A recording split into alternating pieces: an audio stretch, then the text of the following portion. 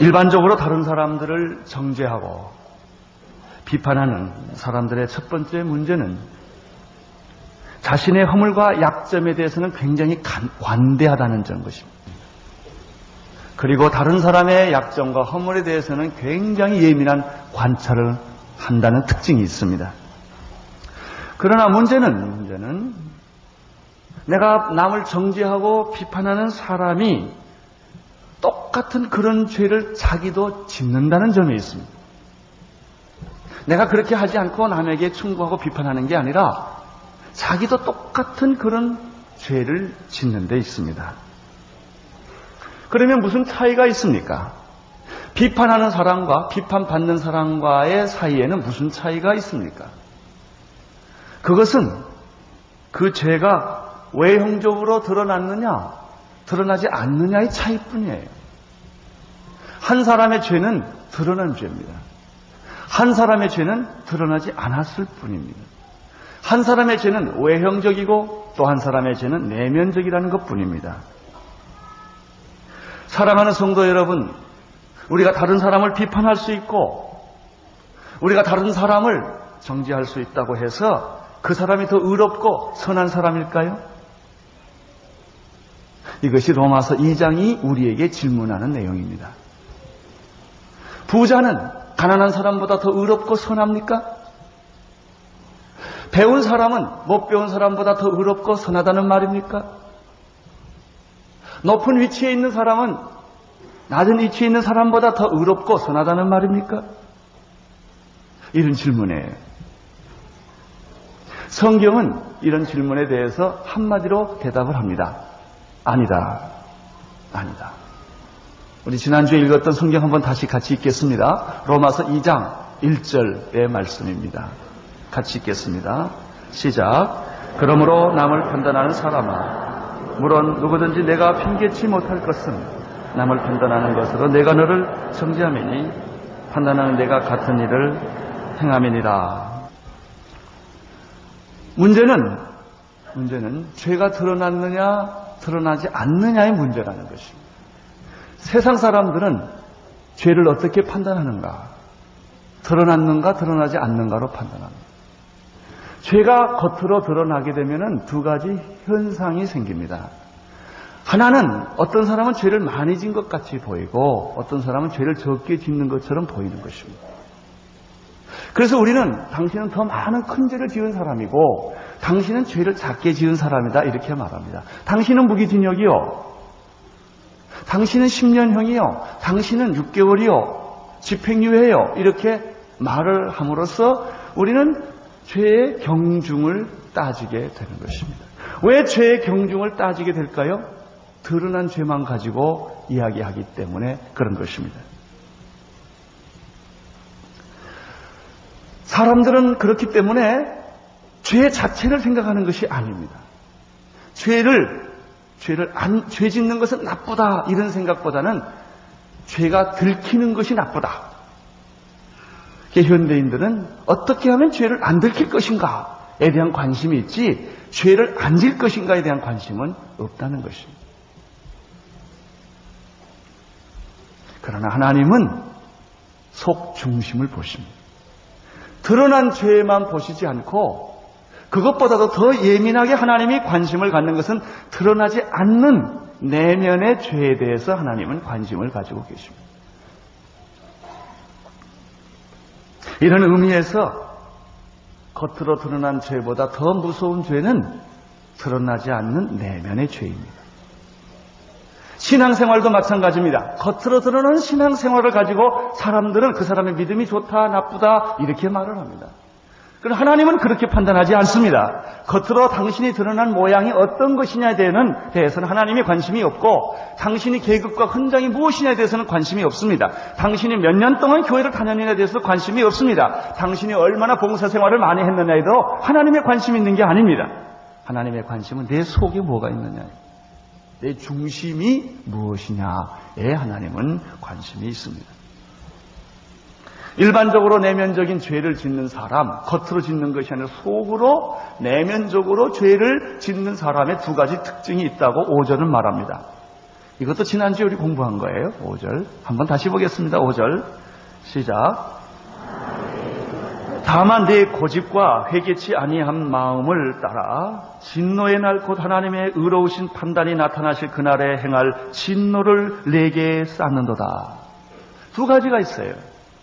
내면적으로 죄를 짓는 사람, 자기가 늘 착하다고 생각해오는 사람, 나는 그래도 남보다 도덕적으로 선하다 이렇게 생각하는 사람이 의외로 많습니다.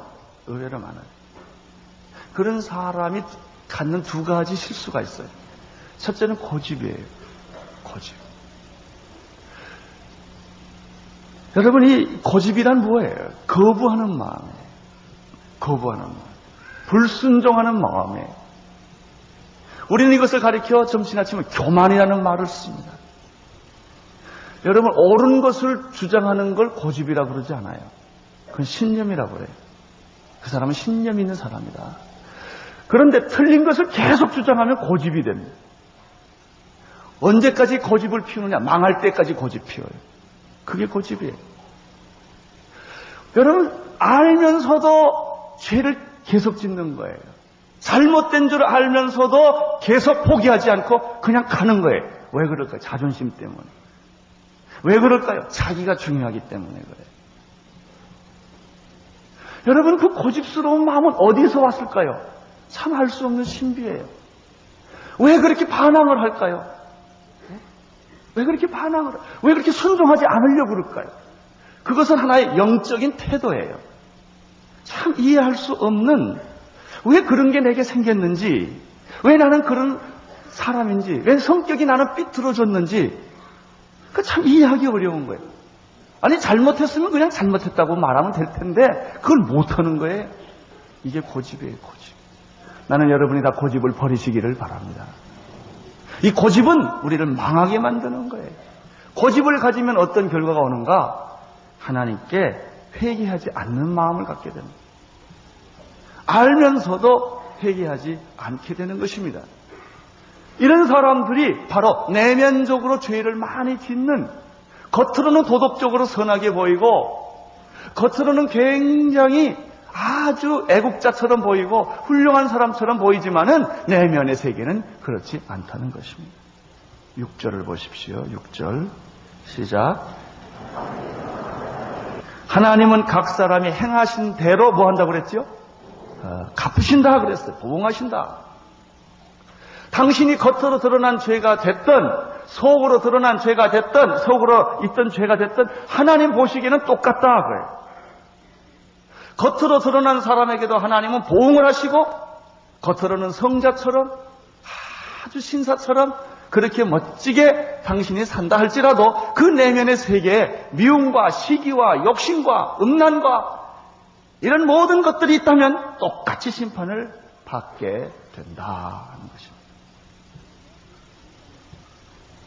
외형적인 기준으로 보면은 큰 죄가 있고 작은 죄가 있지만 내면적인 기준으로 보면 모두가 다 똑같은 죄인인 것입니다. 여러분, 병이 든 사람에게는 의사가 필요합니다. 건강한 사람은 의사를 찾지 않습니다. 자기가 죄인이라고 생각하는 사람은 하나님을 찾습니다. 구원에 대한 목마름이 있습니다. 그러나 내가 죄인이라고 생각하지 않는 사람은 하나님을 찾지를 않게 되는 것입니다. 누가 더 위기의 인간입니까? 자타가 죄인이라고 인정하는 사람이 더 복된 사람이요. 어차피 드러난 죄인이에요. 드러났지만 그에게는 구원의 가능성이 있어요. 누가 위기입니까? 스스로 착하고 하나님 없이도 인간은 언제든지 존재할 수 있고 내가 남보다 더 도덕적으로 선하다고 생각하는 사람. 따라서 이런 죄들은 상류 사회에 많습니다. 지식층에 많습니다. 부유층에 이런 죄를 가진 사람들이 참 많습니다. 여러분, 다른 사람보다 도덕적으로 좀 선하다는 사람은 어떤 일을 합니까? 다른 사람을 쉽게 정죄를 합니다. 자기만큼 못 사는 사람, 자기만큼 거짓말 안 하는 자기는 거짓말 안 하기 때문에 거짓말하는 사람에 대해서 굉장히 비판적이에요. 이 사람은 불쌍한 사람이에요. 구원의 길이 좀 안 보이기 때문에. 차라리 내가 죄인이라 그러면 쉽게 구원의 길이 열려요. 제가 며칠 전에 KBS PD한테, 작가한테 전화를 받았어요. 그거는 김대두라고 하는 20년 전에 한 20명 넘어 살인한 살인마가 있었습니다. 그 사람에 대한 스토리를 요즘 다시 재현을 하는데, 제가 그때 그분에게 하고 편지하고 전도하고 그 사람 찾아가 성경 공부를 가르칠 일이 알려져서 신문에 났기 때문에 저를 추적해 찾은 거예요. 그 사람에 대한 얘기가 이런 생각이 하나 나는 게 있어요. 그분이 이제 예수를 믿게 됐습니다. 나한테 편지 쓰기를 이런 편지를 썼어요. 전도사님, 그때 제가 전도사였거든요. 전도사님, 내가 한두 사람 죽였어야지요. 하나님은 내 죄를 용서하실까요? 이런 내용입니다. 그러니까 이 사람은 한두 사람 죽이면 하나님은 용서하시고 한 20, 30명 죽이면 용서 안 하신다고 생각을 했던 것 같아요. 하나님이 나 같은 사람도 용서를 하실 거예요. 그게 그렇게 궁금하고 믿어지지가 않는다는 거예요. 내가 보통 짓을 했어야지요. 그런 얘기입니다. 그 말할 때 내가 얼마나 기뻤는지 몰라요. 복음을 전할 기회가 되었기 때문에. 복음이 무엇인지 설명할 기회가 됐어요. 한두 사람 죽인 거나 20명 죽인 거나 한 사람도 안 죽인 여러분이나 나나 다 똑같아요. 이미 우리는 살인자요. 이미 마음속으로 수없이 살인한 사람이에요. 하나님 앞에서는 누가 더 선하고 누가 더 의로운 게 없어요. 그 얘기를 내가 설명해 줄 수가 있었어요.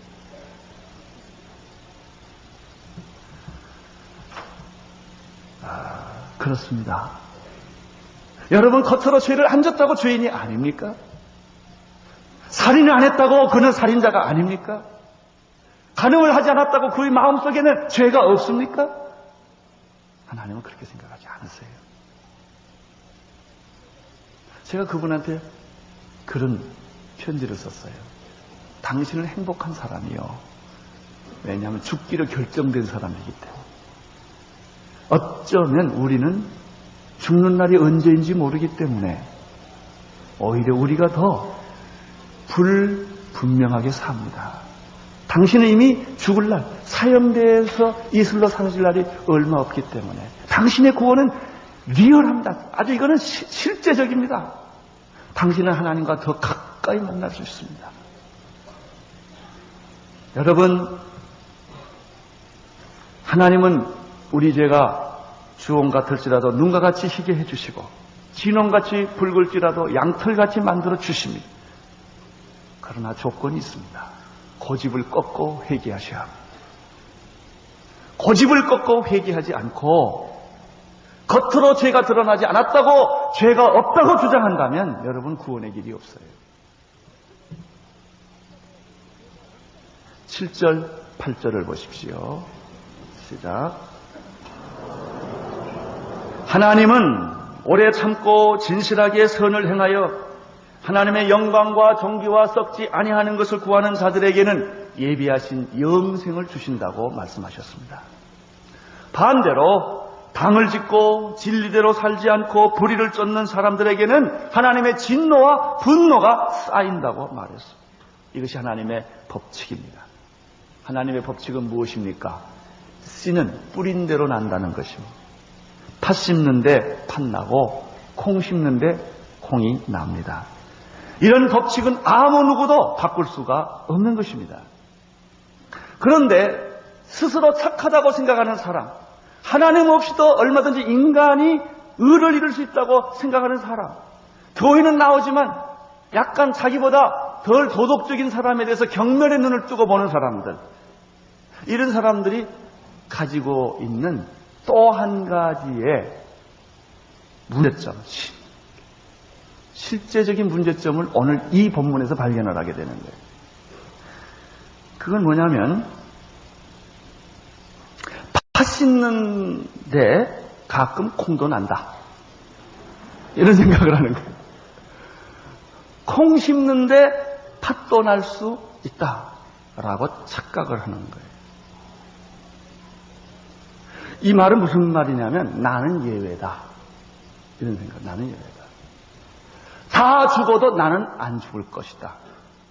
세상 사람이 다 망해도 나는 안 망할 것이다. 세상 사람들은 다 발각돼도 나는 발각되지 않을 것이다. 그러니까 외도하지요. 그러니까 마약을 하는 거예요. 나는 안 들킬 것이다. 내가 하는 죄는 완벽하다. 이런 생각을 갖는 거예요. 들킬 줄 알면야 누가 하겠어요? 다 안 들키리라는 자신감이 있으니까 하지 않겠습니까? 이게 무슨 생각이에요? 팥 씹는데 콩도 가끔 날 수 있다. 이거예요. 이런 생각을 누가 많이 하냐면요. 이 세상에 살면서 특별한 대접을 받는 사람들입니다. 돈 있는 사람은요, 특별 대접을 받습니다. 높은 위치에 있어도 특별 대접을 받습니다. 지식이 많아도 특별 대접을 받습니다. 그 사람은 항상 보통 사람과 다르게 취급을 당합니다. 저도 말이죠. 가끔 그런 축에 속하더라고요. 내가 몰랐는데. 목사니까, 온누리교회 목사니까. 제주도를 다녀왔는데, 그 마일리지 카드를 넣으면 거기 주소가 나옵니다. 그 주소 안에 온누리교회라는 게 써져 있어요. 그러더니 이 표를 만들어주신 분이 깜짝 놀랄 봐요. 온누리교회 목사님이세요? 네, 그랬죠. 자기가 오늘 너무 행복하대. 그냥 이런 분을 다 만나게 돼서 너무 좋대. 그러면서 비행기 시트 제일 좋은 거 주는 거 있죠. 이렇게. 교회 나가세요? 네, 교회는 안 나갑니다. 어떻게 하냐고 할 때 자기 친구가 그렇게 온누리교회 얘기를 한대. 드란노 얘기하고. 그러냐고. 그래서 교회 가보시라고 그랬지만, 그러니까 특별 대접을 받는 거예요. 그렇죠? 이게 무서운 거예요. 이게 아주 나를 망치는 거예요. 이 사람의 경우에 특별 대접을 안 하면 갑자기 섭섭해져요. 왜 나한테 이러지 왜? 당연한데도 이 사람은 항상 앞자리에 앉아야 되고 그렇게 되는 거예요. 이 생각이 어디까지 가요? 하나님도 나를 특별 대우해야 된다고 생각을 해요. 하나님이 내 죄는 봐주셔야 된다고 생각하는 거예요. 다른 사람의 죄에 대해서는 엄격해도 나에 대해서는 봐줘야 된다. 하나님이 그거 안 봐주면 하나님에 대해서 섭섭하게 생각해요. 나 그렇게 헌금을 했는데 또 이런 사람들은 세상에서 높은 위치에 오면 교회에서도 그런 위치를 누려야 된다고 생각하는 거예요. 자동차는 자기 차는 특별히 어떤 들어가야 돼요. 자기 차는 고수분지 가면 안 돼. 이 사람은 버스 타도 안 되고 전철 타도 안 돼. 이 사람이 얼마나 무서운 길로 가는 줄 아세요? 하나님을 나중에는 매니플레이트 하려고 해요. 조정하려고 해요. 나는 특권층이다 이거예요. 나는 특수한 사람이라는 거예요. 그러나 하나님은 그렇게 생각하지 않습니다. 똑같다는 것입니다. 내 죄도 심판받아야 된다는 거예요. 돈 많은 사람의 죄도 받아야 되고 지식 많은 사람의 죄도 받아야 되고 권력 있는 사람의 죄라고 하나님은 봐주지 않는다는 것입니다. 이것이 오늘 얘기예요. 9절, 10절을 보십시오. 시작. 9절, 10절의 말씀은 사람이 행한 대로 보응을 받는다라는 것을 지금 다시 강조하고 있는 것입니다. 악을 행하는 사람에게는 환난과 권고가 있고 선을 행하는 사람에게는 영광과 정기와 평강이 있다는 거예요. 근데 여기서 중요한 게 있어요. 그 9절 10절에 보면은요. 무슨 말이 있느냐면 첫째는 누구에게요? 유대인에게. 둘째는 헬라인에게요. 그 다음에 또 10절에도 첫째는 유대인에게요. 둘째는 헬라인에게라. 이렇게 되어 있어요. 이게 무슨 말이에요? 하나님의 선택을 받았던 유대인이나 버림을 받는 이방인이나 다 똑같다 그 말이에요. 내가 선택을 받았기 때문에 더 봐준다 이게 없어요. 여러분 교회 온다고 안심하지 마세요. 예수 믿어야 안심하세요. 교회 오고 우리 집이 3대째 교회를 예수를 믿고 여러분이 11조하고 여러분이 무슨 봉사하고 이런다고 안심할 게 아니에요. 거기에 문제가 있는 게 아닙니다. 하나님이 유대인이라고 봐주고 헬라인이라고 안 봐주는 거 아니다 말이죠. 다 똑같이 뭐다? 죄인이다 이게. 죄인이다 이게. 예외가 없다. 헬라인이거나 유대인이거나 누구에게나 다 예외는 없다. 내가 도덕적으로 선하게 사는 것 같고 윤리적으로 선하게 사는 것 같고 내가 겉으로는 죄를 안 짓는 것처럼 보인다 할지라도 예외는 아니다. 내 속이 무엇냐 이게 내 속이. 내 속이 더럽고 내 속이 분노가 있고 시기가 있고 갈등이 있고 음란한 것이 있고 더러운 것이 있다면 마찬가지다. 그것이 드러나지 않는 것은 아무 상관이 없는 거다. 드러나지 않는다 할지라도 그거는 마찬가지다. 마찬가지. 하나님이 그렇게 생각하신다는 거예요.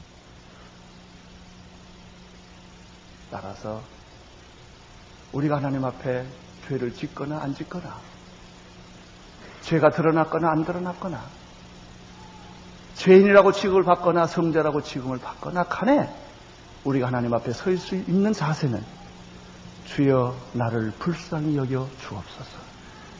나는 드러나지 않는 죄인입니다. 그러나 똑같이 그런 마음이 있었던 사람입니다.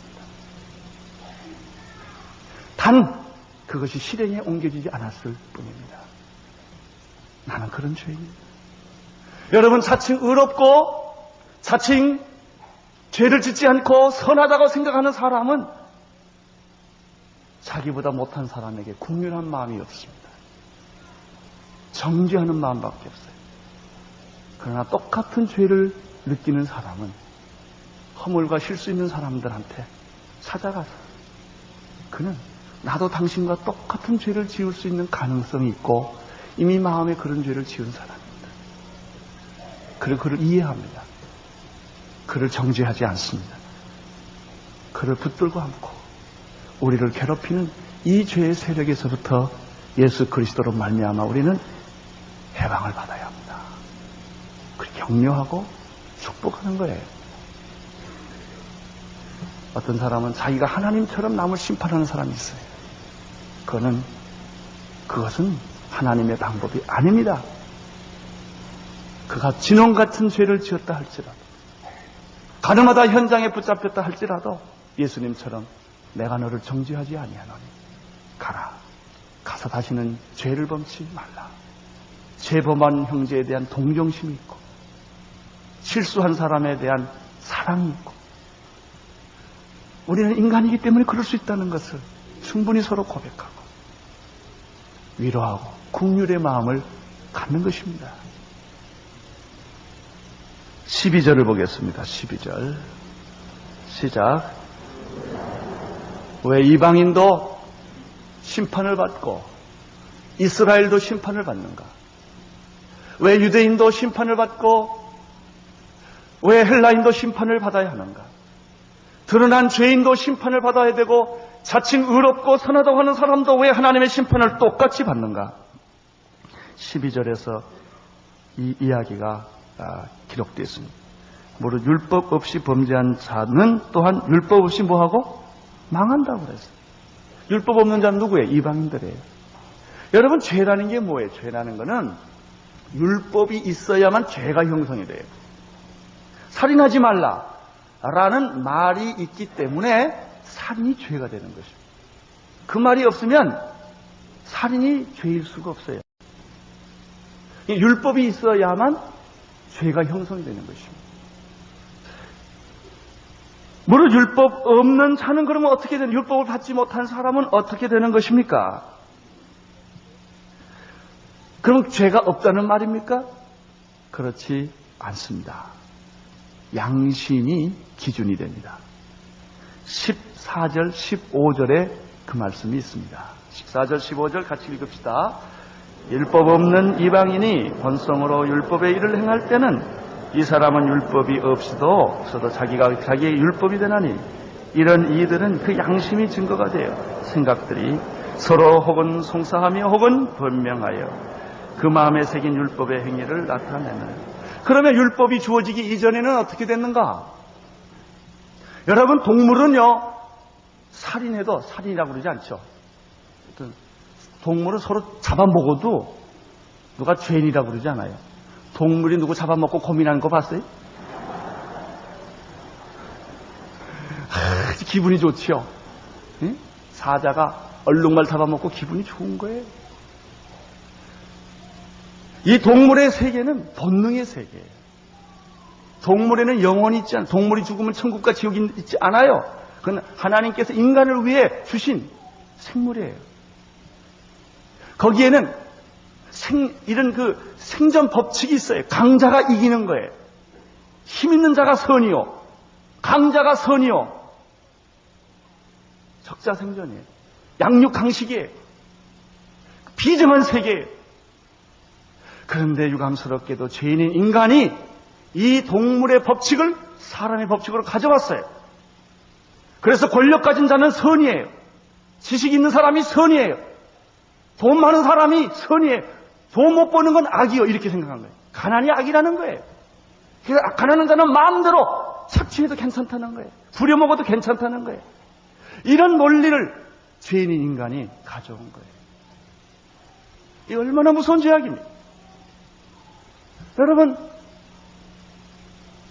동물은 그렇게 사는 거예요. 그러나 인간은 그렇지 않습니다. 하나님의 형상대로, 하나님의 모양대로 지음받은 존재요, 하나님의 영으로 지음받은 존재요. 따라서 인간에게는 죽음이 모든 것이 끝나는 것이 아니요, 천국과 지옥과 내세가 있는 것입니다. 동물에게는 없어요. 식물에게도 없어요. 인간에게는 있어요. 그래서 인간은 죽음에 대한 불안이 있는 것입니다. 그래서 인간은 누구를 살인을 했어요. 아직 율법이 없었지만 가슴이 콩당콩당 하는 거예요. 양심이 있는 거예요, 양심. 하나님이 양심을 인간에게 주었습니다. 자기가 자기에게 율법이 됐다고 말했습니다. 율법 없는 이방인은 본능대로 살지만 자기가 자기에게 율법이 되고 양심이 증거가 되어서 이렇게 되어 있습니다. 인간은 율법이 없을 때라도 그 양심 때문에 잘못을 저지르면 죄책감에 빠졌던 것이죠. 그 인간입니다. 여러분, 인간은 피할 길이 없어요. 죄에 대해서 피할 길이 없어요. 로마서 1장에 보면은 하나님이 만드신 모든 만물 위에 하나님의 신성을 거기다가 집어넣었다고 그랬어요. 꽃을 봐도, 하늘을 봐도, 자연 질서를 봐도 거기 하나님이 있어요. 또 하나님이 인간을 만드실 때 하나님을 알만한 것을 인간 속에 집어넣으셨다고 말했습니다. 율법이 없어도, 그리스도가 없어도 인간은 하나님을 찾게 돼 있어요. 그게 인간이에요. 그것을 사람 속에 집어넣었다고 말했습니다. 따라서 인간은 그 마음에 새긴 율법의 행위대로 나타나기 때문에 핑계할 수 없습니다.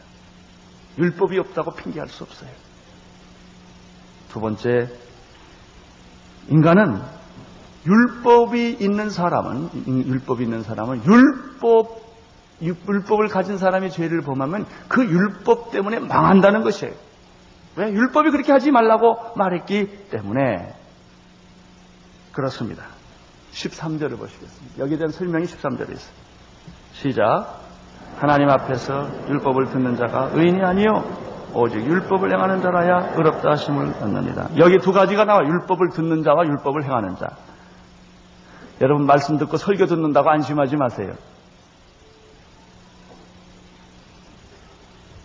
하나님 믿으세요?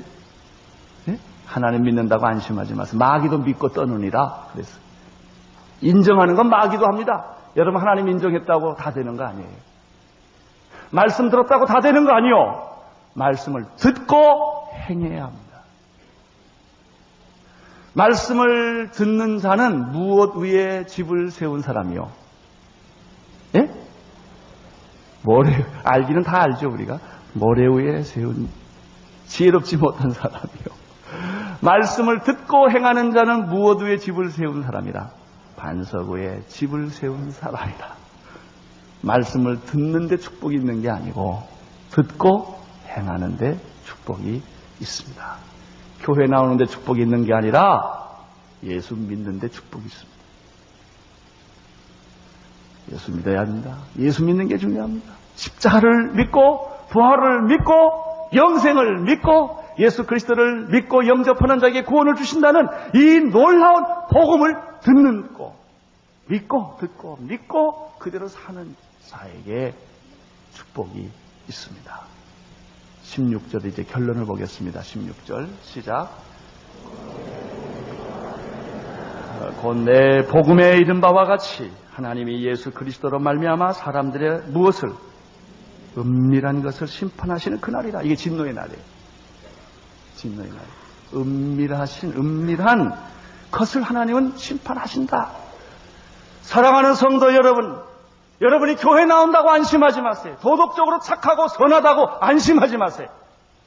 하나님은 그의 겉으로 나타난 걸 보시지 않고 속 중심을 보는 거예요. 오호라 나는 권고한 사람이로다. 이 사망의 몸에서 누가 나를 건져내랴. 내가 선을 행하고 싶지만 선을 행하지 않고 행하는 것은 도리어 악이구나. 내가 이걸 어떻게 하면 좋겠는가. 내 안에서 악이 나를 사로잡아 오는 것을 내가 보는구나. 그 인간의 실존이에요. 바울의 실존이었어요. 여러분, 예수 그리스도를 믿으시기를 바랍니다. 예수 그리스도만이 우리의 죄를 씻어주시고 용서해 주시는 것입니다. 남을 정죄하지 말고 죄인을 불쌍히 여기시고 긍휼히 여기십시오. 그리고 우리도 똑같은 죄인이라는 것을 고백을 하십시오. 누가 누구를 정죄하지 마십시오. 우리는 정죄할 만한 자격이 있는 사람이 아니라 우리가 자격이 있다면 사랑할 자격밖에 없는 거예요. 그 형제를 위해 기도하고 그 형제를 위해 눈물로 기도하고 용서하고 사랑하고 반영할 자격밖에 우리에게 없어요. 혹시 여러분의 직업상 남을 훈계하고 설교하고 재판을 해야 되는 그런 위치에 있는 사람일수록 겸손하셔야 합니다. 그 권위를 잘못 사용하시면 큰일 납니다. 하나님의 축복이 여러분에게 함께 하시기를 바랍니다. 기도하겠습니다. 하나님 아버지, 죄가 드러났든 드러나지 않았든 간에 우리는 본질상 진노의 자녀였고 우리 영혼 깊은 곳에는 수많은 악한 것들이 얼마나 많이 있는지 우리 자신이 잘 압니다. 오 주님이여, 예수 그리스도의 보혈이 우리의 심령에 뿌려지게 도와주시옵시고 십자가의 사랑으로 우리들이 변화받고 녹아지게 하여 주시옵소서. 예수님의 이름으로 기도드리옵나이다.